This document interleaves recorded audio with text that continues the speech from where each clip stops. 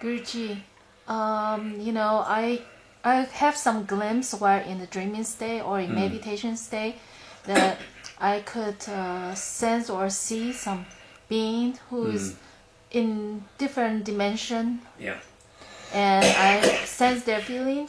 But if I'm back to the reality in this body-mind situation, then I do not see them clearly. Okay. And I would like to know about this. Okay. The first thing, of course, is that you and I, and everyone else and everything else, is pure consciousness. However, within this dream state, there are many different dimensions, many different realities. There's not just the one that we see.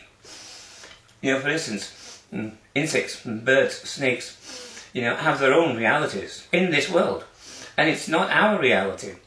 And so we, have our own reality, but there are many different realities within that. And so there are different dimensions in which, for instance, there are non-corporeal beings. Now people may choose to call them angels, spirits, ghosts, or whatever.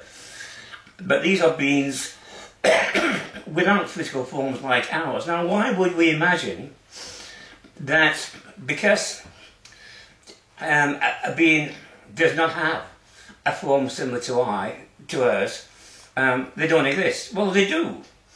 And what I was saying to you earlier is this, that if you were not here and I was on my own, I would still be giving teachings, because these different non-corporeal beings are at different levels of understanding.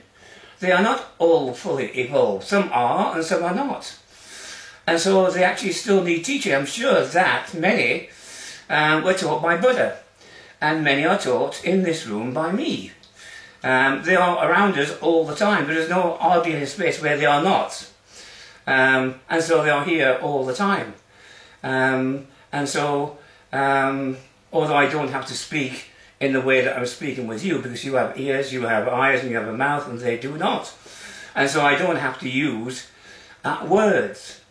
Now this occurred for me when this what you call enlightenment happened when I was 7 years old. Before that, I had no idea of these things. I didn't even believe in what you might call other dimensions or non-corporeal beings or ghosts or spirits or whatever, none of that stuff. But the moment that this happened to me, suddenly everything is brilliant. Every single object is shining. Everything is just an expression of love streaming. Everything in this world is made of love, of pure consciousness. A chair, a tree, a dog, a cat. They are simply manifestations of pure love, streaming from pure consciousness. And when you are in this state that you call enlightenment, you can see this. And you see these non-corporeal beings, call them angels, call them spirits, whatever you like. And they need teaching too. And Jesus in the Bible, in the New Testament, says he taught them. And Buddha taught them. And every enlightened person teaches them, because they gather around enlightened people for this kind of teaching. And so when I'm sitting here in an empty room on my own, I am not speaking, but I am teaching these beings. And they come to me for that purpose, as you did. Yes, when I'm here, I constantly have dreams, like someone's talking, even I'm sleeping. So that's why I'm many of us see these things and simply don't recognize them. We get glimpses. People who are not, in this condition that we call enlightenment, see them. They call them ghosts. They call them spirits. They call them apparitions. They call them angels. Whatever. The words don't actually matter. But we all get glimpses. Sometimes, clear vision of them, but mainly glimpses, if you're not in the state that we call enlightenment. And the first thing, you have to do is not be afraid, not even be, shocked or surprised. You could even, converse with them, ask them their names, and talk to them.